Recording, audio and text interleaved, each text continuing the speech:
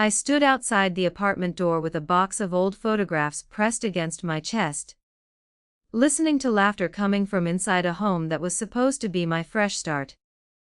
The hallway smelled faintly of jasmine, just like it had when Rose used to open her windows every morning, and for a moment I imagined her voice, telling me to breathe, to slow down, to remember that I was allowed to want things for myself. My hand trembled when I turned the key.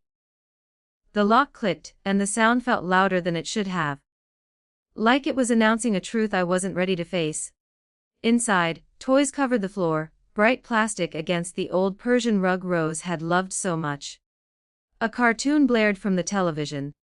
My daughter Jessica glanced over her shoulder, smiling like everything was normal, like she hadn't moved her entire life into the place my best friend left me without asking.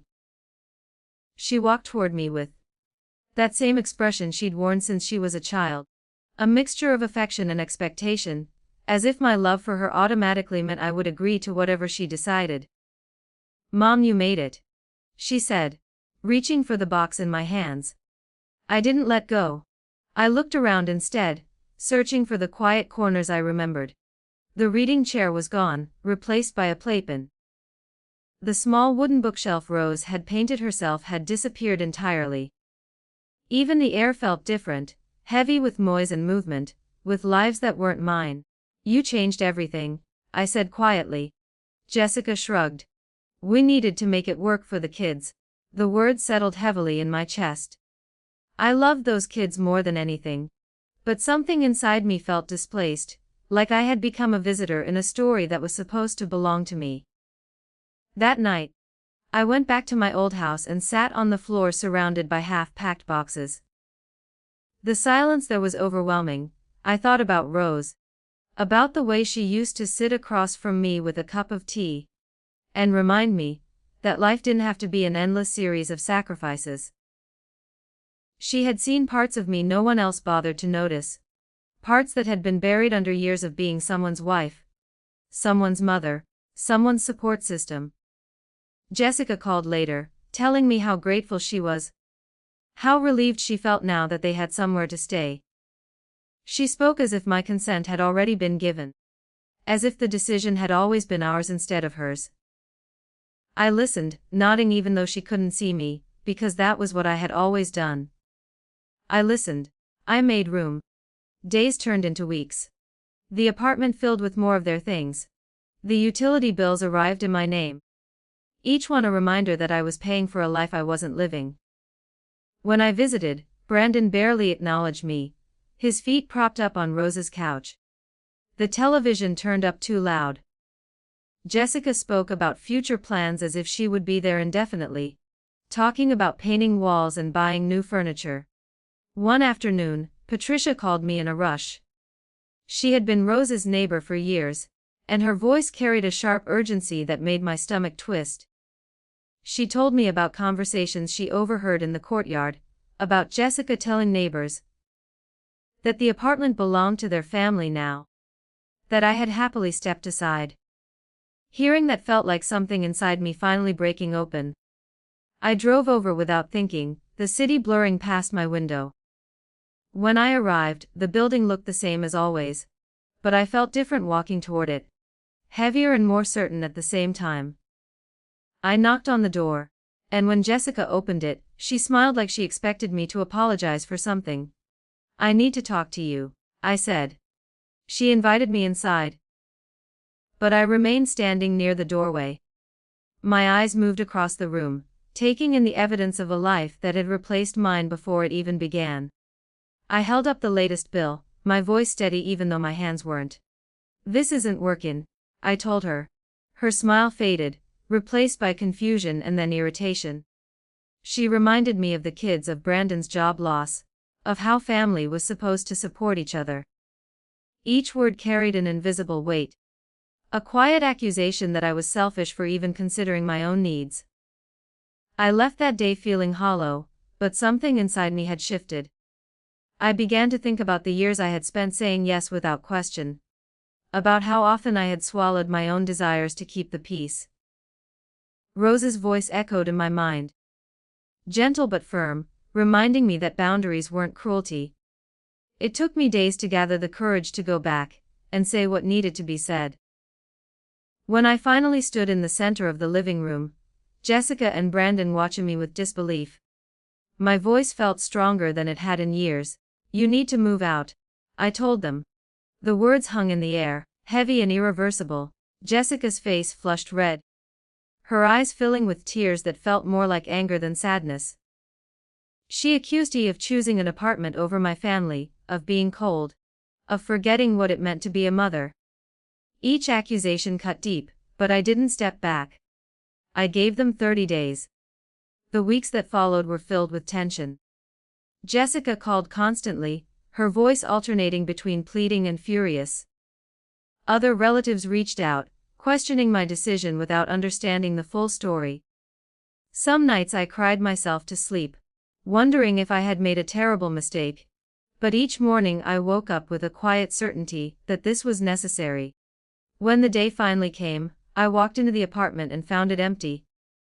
The silence felt unfamiliar at first, almost unsettling after weeks of chaos. The place was messy, marked by the aftermath of their departure, but it was mine again. I opened the windows and let the fresh air in, carrying the faint scent of flowers from the garden below. Over the next few days, I brought Rose's furniture back from storage piece by piece. The white iron bed frame returned to the bedroom. The bookshelf found its place against the wall, filled once again with the novels she loved. As I cleaned and rearranged, the apartment slowly began to feel like a bridge between past and present. A space where I could finally exist, without constantly adjusting myself for someone else. Jessica didn't speak to me for weeks. The silence hurt more than any argument.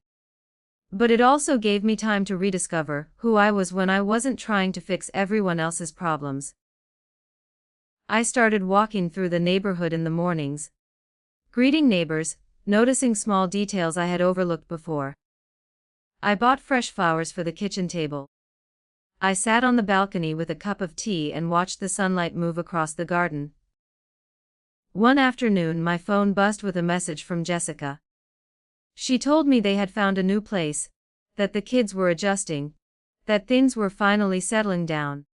Reading those words filled me with a mix of relief and sadness. I responded simply, telling her I was glad they were okay. Months later, she asked if she could visit. When she arrived with the kids, the apartment felt different again, filled with laughter but no longer overwhelmed by it. Lily ran straight to the balcony, Mason chasing after her, their joy echoing through the rooms.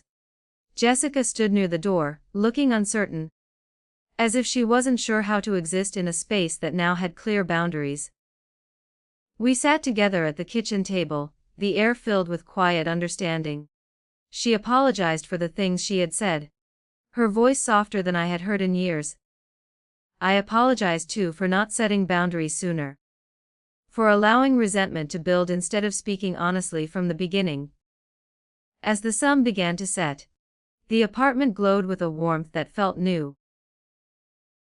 I watched my daughter laugh with her children, watched them leave at the end evening with hugs that felt genuine rather than obligatory. When the door closed behind them, I didn't feel empty. I felt calm. I sat in Rose's old reading chair, now my chair, and looked around the room. For the first time in my life, I understood what it meant to have something that belonged entirely to me.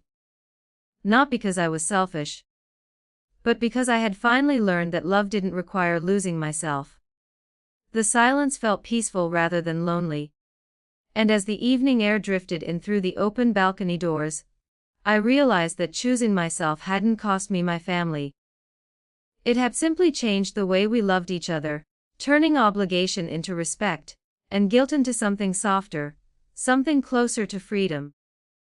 The night air drifted through the balcony doors, soft and cool, carrying the faint of leaves from the garden below.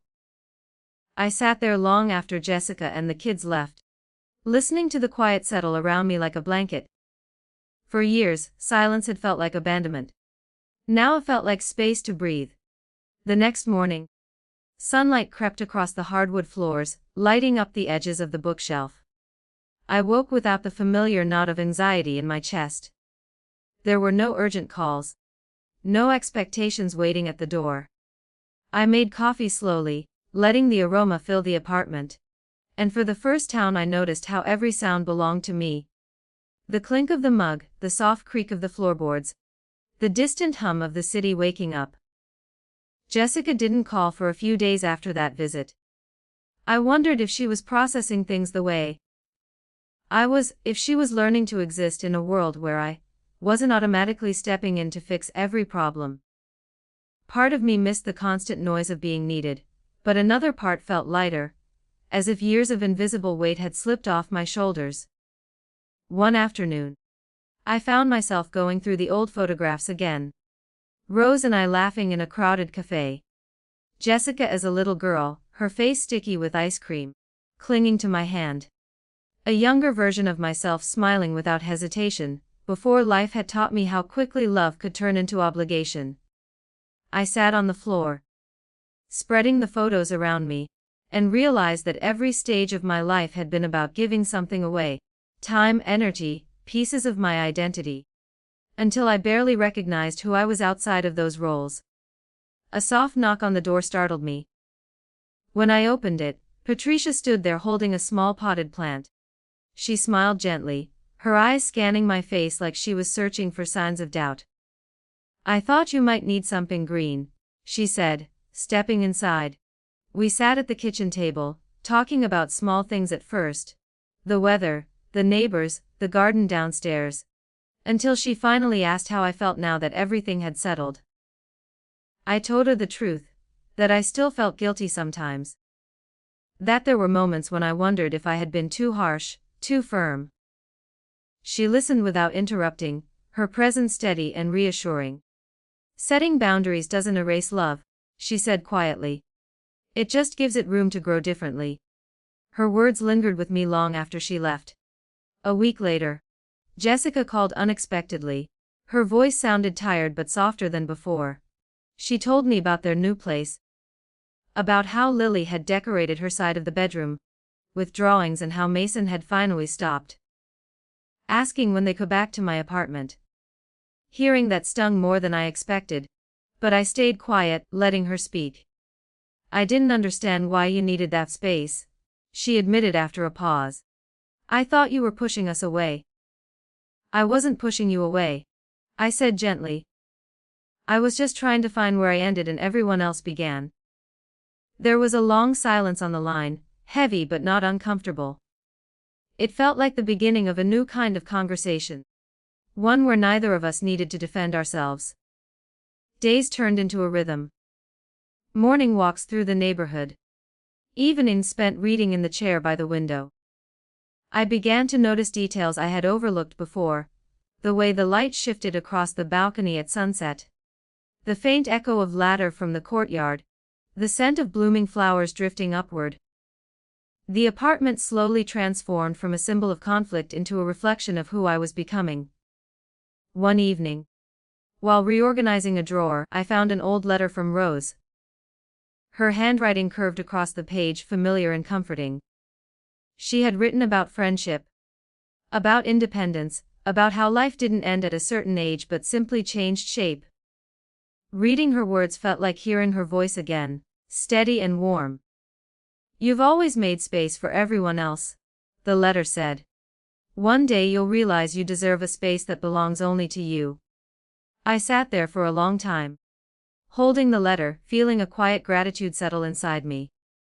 Jessica visited again a few weeks later, this time alone. She walked through the apartment slowly, her eyes lingering on the bookshelf, the kitchen table, the balcony. There was no tension in her posture, just curiosity and a hint of something softer, maybe acceptance. "It feels different now," she said. "It is different," I replied. We talked for hours, not about old arguments but about small things, work, the kids, memories of Rose. At one point she laughed. A genuine sound that reminded me of when she was younger, before life had complicated everything between us. I realized that our relationship wasn't broken. It was simply evolving into something less dependent on unspoken expectations. When she left, she hugged me at the door. It wasn't dramatic or emotional, just a simple gesture that felt honest. As weeks passed, the apartment filled with quiet moments of joy. I hosted small dinners with friends.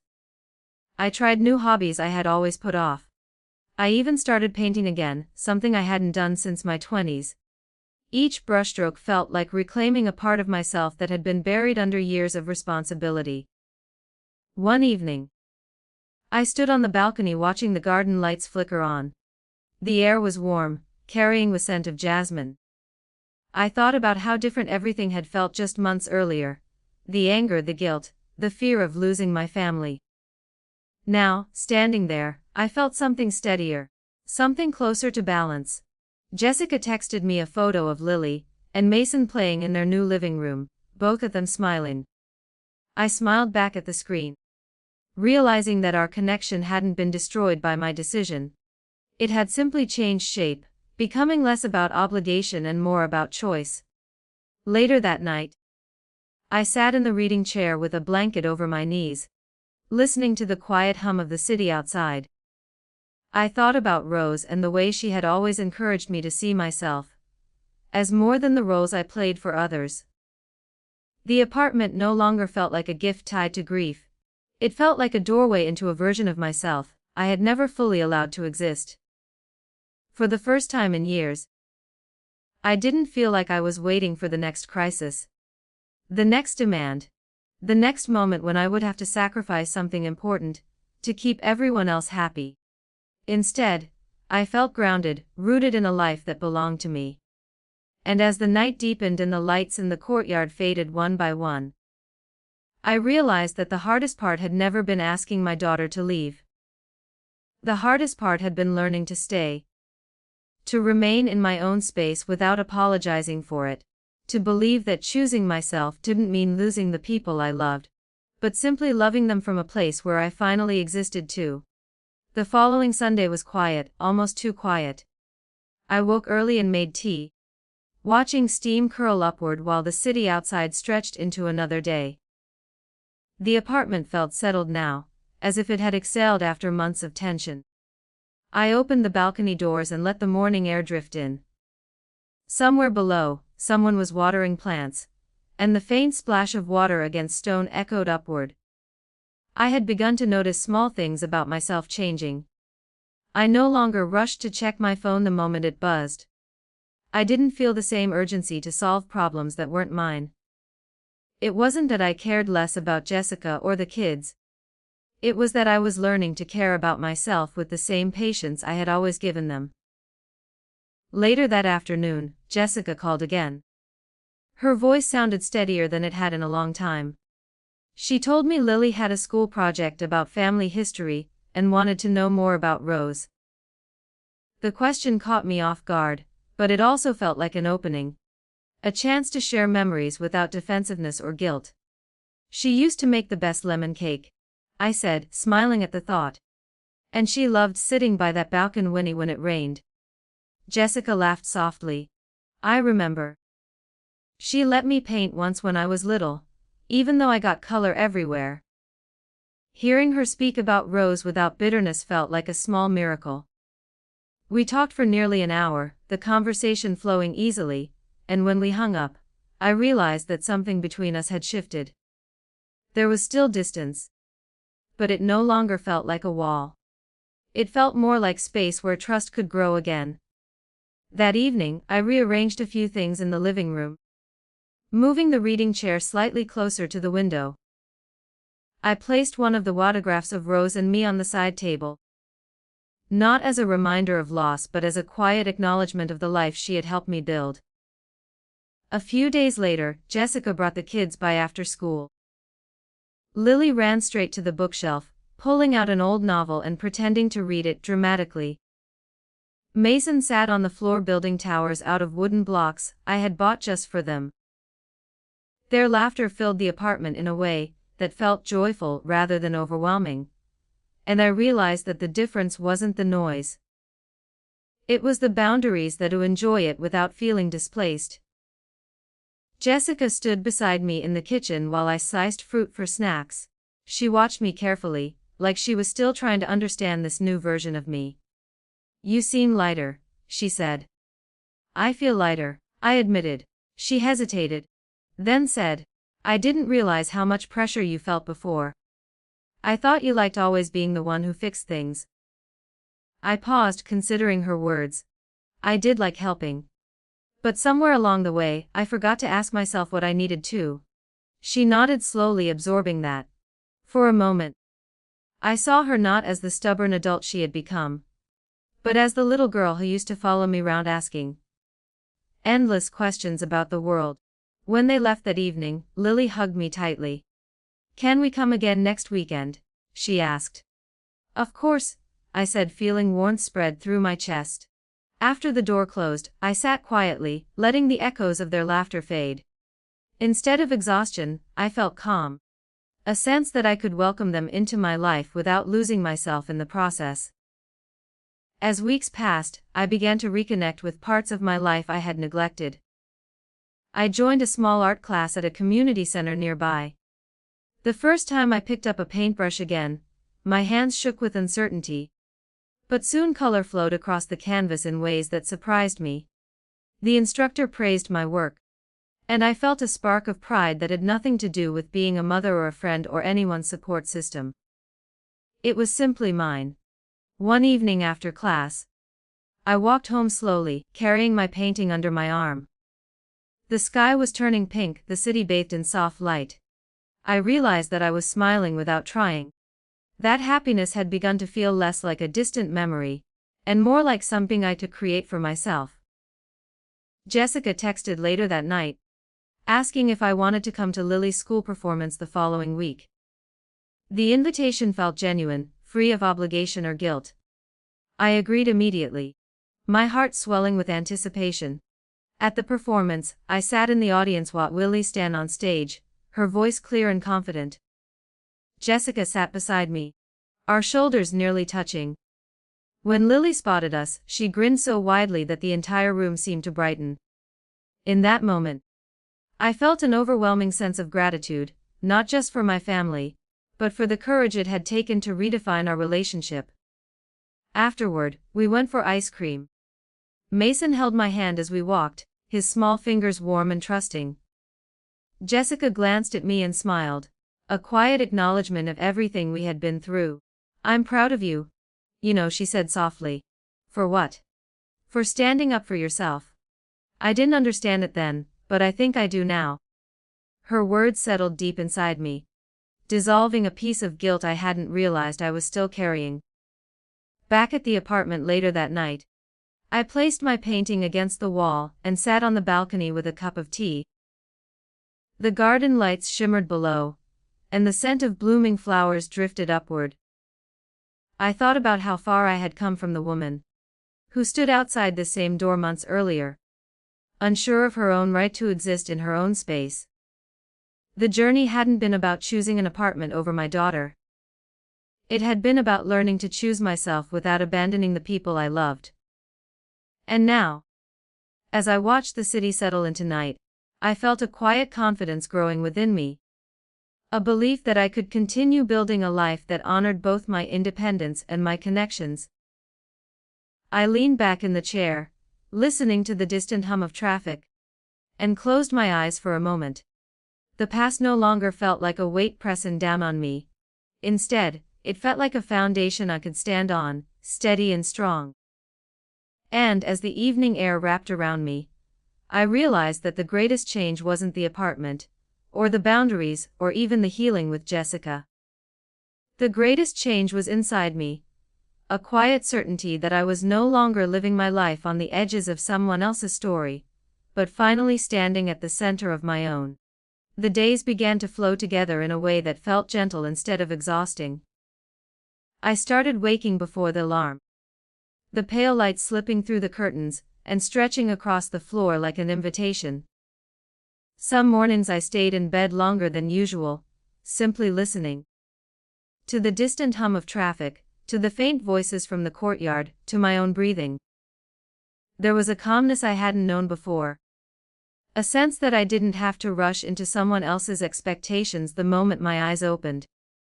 One afternoon, while watering the plants on the balcony, I noticed a young woman moving into the unit across the courtyard. She struggled with a stack of boxes, her hair falling into her face as she laughed at her own clumsiness. Without thinking, I went downstairs and offered to help. We carried a few things up together, and she told me she had just moved to the city for a new job. Nervous but excited. Her energy reminded me of myself decades ago. Hopeful, uncertain, ready to build something new. When I returned to my apartment afterward, I realized that helping her felt different from the kind of helping I used to do. There was no heaviness attached to it, no sense that I was responsible for her happiness. It was simply a kind gesture, freely given and freely finished. Jessica called that evening, her voice warm. She told me Mason had started drawing pictures of the balcony garden, adding tiny imaginary birds to every corner. I laughed, picturing his serious little face bent over a page of crayons. "Do you think we could come by Sunday?" she asked. "Just for a couple of hours." "Of course," I said. And meant it. Sunday arrived with bright sunlight, and the smell of fresh coffee drifting the apartment. I set out a small tray of cookies. Not because I felt obligated, but because I genuinely wanted to share something sweet with them. When the doorbell rang, the kids burst inside, their excitement filling the room like music. Lily showed me her school project about family history. She had included a picture of Rose, carefully glued next to a drawing of the balcony. Seeing that made my throat tighten, but in a good way. Rose's presence felt less like a shadow, and more like a quiet blessing woven into our lives. Jessica lingered near the window while the kids played. "I've been thinking a lot lately," she said softly, "about how things got so complicated between us." I nodded, waiting. "I used to believe love meant always saying yes," she continued. "And when you said no, I thought it meant you loved me less." I took a breath, feeling the weight of those words. "I thought that too for a long time," I admitted. "But love also means being honest about what you can and can't give." She looked around the apartment, her eyes resting on the bookshelf, the paintings, the small changes that reflected who I had become. "You seem more like yourself here," she said. "I think I finally know who that is," I replied. The afternoon passed quietly. We sat on the balcony together, watching the kids chase each other around the garden below. The air was warm, filled with laughter and the distant scent of blooming flowers.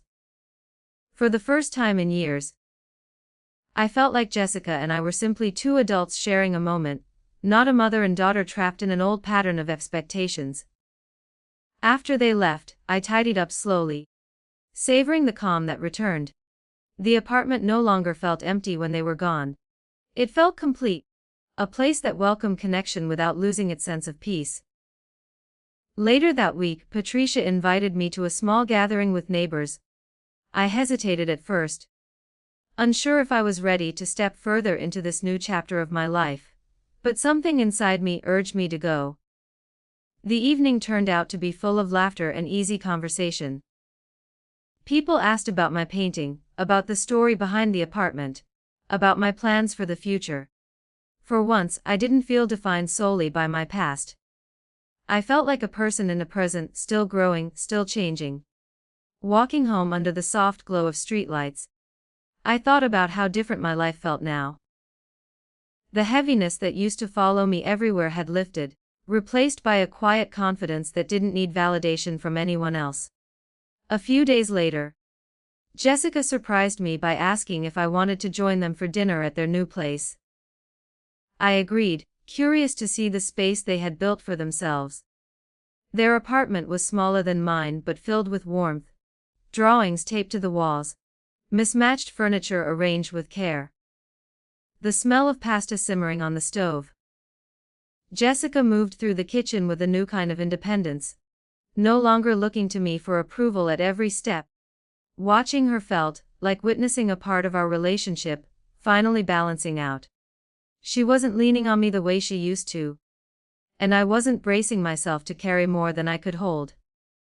During dinner, Mason climbed into my lap and told me about a story he was writing at school. Lily asked if I could teach her how to paint sometime. Jessica watched us quietly, her expression soft. "I think we're all learning," she said at one point, almost to herself. When I returned home that night, the apartment greeted me with its familiar calm. I turned in the lamp and sat in the reading chair, letting the quiet settle around me. The city outside felt alive but distant, a gentle backdrop rather than a source of stress. I thought about the journey that had brought me here, the arguments, the guilt, the difficult conversations that had reshaped everything I thought I knew about love and responsibility. None of it had been easy. But standing firm had created space for something better to grow. Weeks turned into months and the seasons began to shift. The garden below changed colors, the air cooling slightly in the evenings. I filled my days with small routines that grounded me, morning walks, afternoons painting, evenings reading or simply sitting in silence. Jessica and the kids visited regularly, and each visit felt lighter than the last. We laughed more. We listened more. There were still moments of tension, small misunderstandings that reminded me we were still learning, but they no longer felt overwhelming. One evening, as the sun dipped below the buildings and painted the sky with shades of gold, I stood on the balcony and watched the lights flicker on one by one. The apartment behind me glowed softly, filled with warmth and memories that felt both old and new. I realized then that the greatest change wasn't the conflict we had survived, or the boundaries I had learned to set. The greatest change was the quiet strength that now lived inside me, the knowledge that I could love deeply without disappearing, that I could welcome others into my life without giving up the parts of myself that made me whole. And as the evening breeze moved through the open doors, carrying the faint scent of jasmine into the room, I felt a deep, steady peace settle over me. The kind that comes not from perfection, but from finally standing in your own life without apology, knowing that every step forward belonged entirely to you. The weather shifted slowly, the afternoons growing softer, the light lingering longer across the balcony floor. I began leaving the doors open more often, letting the sounds of the courtyard drift inside, quiet conversations, the scrape of chairs, a distant radio playing old songs. The apartment no longer felt like a place I was learning to inhabit. It felt live-in, shape belonged entirely to me. One morning, while rearranging a drawer in the kitchen, I found a small silver spoon Rose used to use for tea. I held it in my hand for a long time, remembering the countless afternoons we had spent talking about everything and nothing. Back then, I hadn't realized how much she had been preparing me for this stage of life, gently encouraging me to find my own voice, to stop shrinking myself to fit other people's expectations. Jessica called later that day, her voice unusually light. She told me she had started working extra hours, saving money, making plans that didn't depend on anyone else's help. Listening to her speak, I felt a quiet pride. The tension that once lived between us had softened into something steadier, built on respect instead of obligation. "I was thinking," she said after a pause, "maybe Lily could come over next weekend and paint with you. She's been talking about it nonstop." "I'd love that," I replied. Saturday arrived with clear skies and a gentle breeze. Lily showed up carrying a small sketchbook, her eyes bright with excitement. We spread paints across the kitchen table, covering it with old newspapers. At first she hesitated, unsure of where to start, but soon color filled the page in bold, confident strokes. Watching her lose herself in the process reminded me of how painting used to make me feel, free, unburdened, completely present. Jessica sat on the balcony with a cup of tea, observing us quietly. There was a softness in her gaze that hadn't been there before, as if she was seeing me not just as her mother but as a person with her own passions and boundaries. "You look happy," she said when Lily stepped away to wash her hands. "I am," I answered honestly. She nodded, a small smile forming. "I'm glad you didn't give this place up for us. I think we all needed to learn how to stand on our own." Her words filled me with a warmth I hadn't expected. For so long, I had feared that setting limits would drive a permanent wedge between us. Instead, it had created room for understanding to grow. After they left, I cleaned the brushes slowly, savoring the quiet that followed. The apartment felt full, even in silence, as if every corner held a memory that blended past and present together. In the weeks that followed, I began exploring the neighborhood more deeply. I discovered a small cafe tucked between two old buildings, its walls lined with local artwork. I started going there in the mornings with a notebook, sketching ideas for new paintings or simply writing down thoughts that came to me. The owner greeted me by name after a few visits, and I felt a sense of belonging that extended beyond family ties. One evening, Jessica invited me to a school event where Lily's class displayed their art projects. I stood among other parents and grandparents, watching Lily explain her painting to anyone who would listen. She pointed at a corner filled with flowers and said, "That's my grandma's balcony garden." Hearing that made my heart swell. On the drive home, Jessica was quiet for a while. Then she said, "I used to think you were happiest when everyone depended on you. But now I see you're happiest when you're just you." Her words stayed with me long after she dropped me off. I climbed the stairs to the apartment slowly, feeling the familiar calm wrap around me as soon as I stepped inside.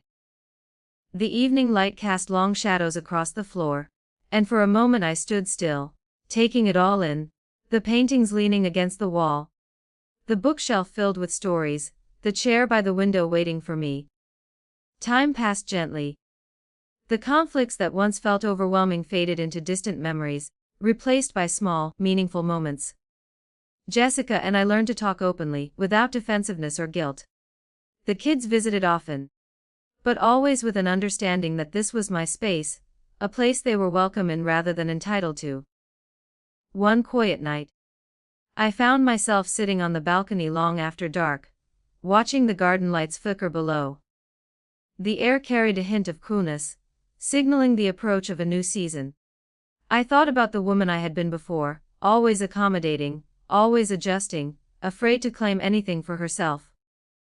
That version of me felt far away now, like a photograph from another lifetime. I closed my eyes and listened to the steady rhythm of the city. For years, I had believed that peace came from keeping everyone else happy. Now I understood that true peace came from knowing who I was and honoring that truth without apology. When I opened my eyes again, the sky above the courtyard was scattered with stars. The apartment behind me glowed softly, warm and welcoming. I realized that the greatest gift Rose had given me wasn't just a place to live. It was the chance to rebuild myself. To learn that love and independence could exist side by side, that saying no didn't erase connection but reshaped it into something stronger. I stood there for a long time, breathing in the cool night air, feeling grounded in a way I had never felt before. The past no longer felt like a chain pulling me backward. It felt like a path that had led me here, to a life that finally belonged to me, filled with quiet confidence, gentle joy, and the steady knowledge that I had learned to stand in my own space without fear. The mornings grew cooler as the season shifted, and I found myself reaching for a light sweater before stepping onto the balcony. The garden below changed colors, green leaves touched with hints of gold, petals falling softly onto the pathways.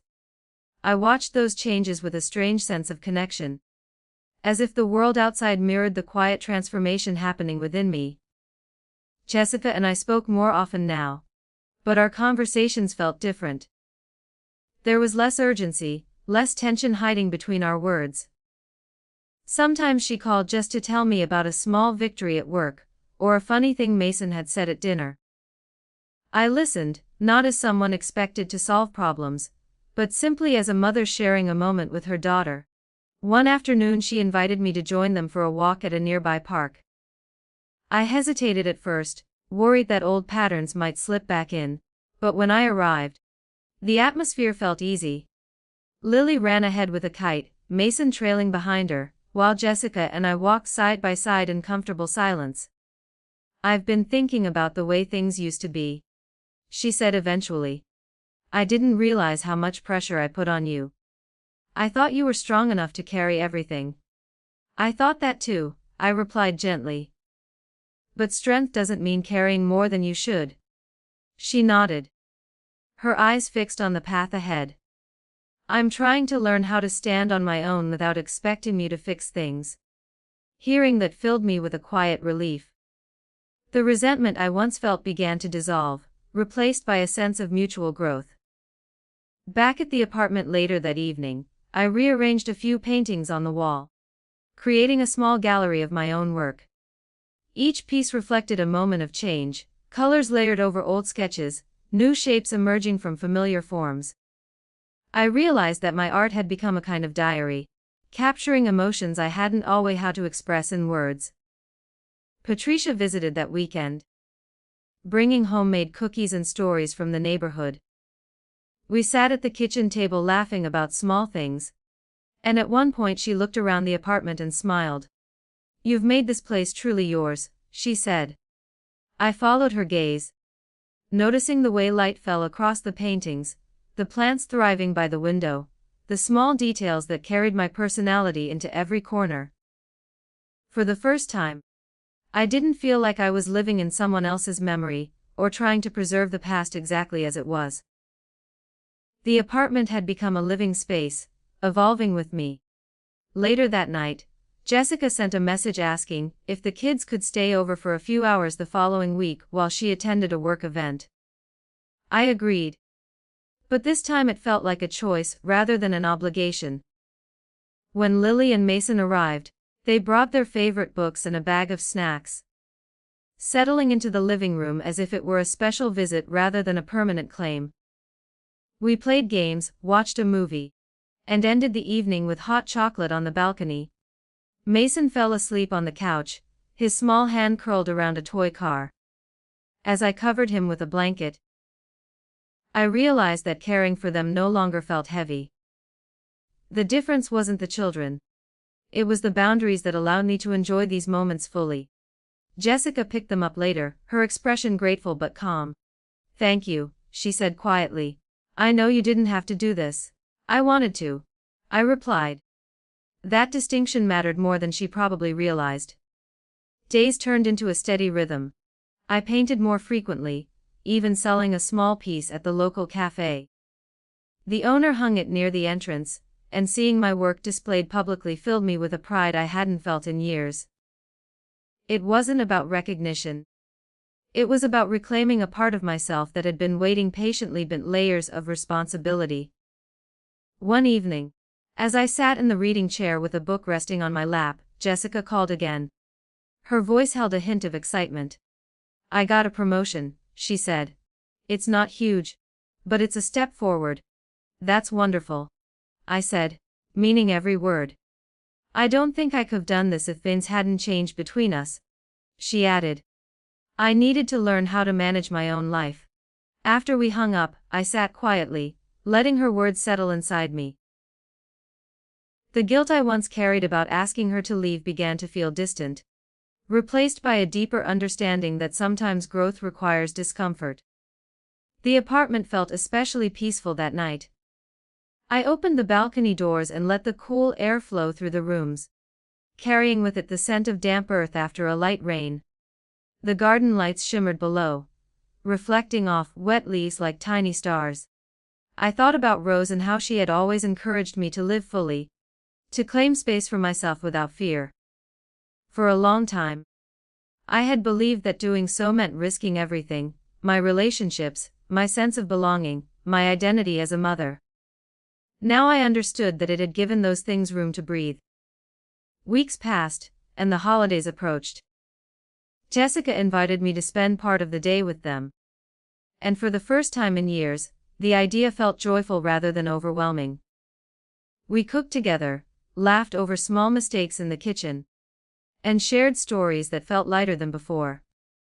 When I returned home that evening, I lit a small candle by the window and sat quietly, reflecting on how far we had come.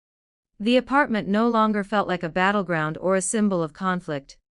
It felt like a sanctuary, a place where I could reconnect with myself, while still remaining connected to the people I loved. Standing on the balcony later that night, wrapped in a warm scarf, I watched the city lights stretch into the distance. The journey hadn't been perfect, and there were still moments of uncertainty. But I felt grounded in a way I had never known before. I realized that the hardest lesson hadn't been learning to say no. It had been learning to trust that love could survive that no, that relationships could transform instead of breaking. And as the quiet night settled around me, I felt a deep, steady gratitude for the life I was building, one choice at a time. Knowing that every step forward belonged to me as much as it belonged to the future we were all creating together.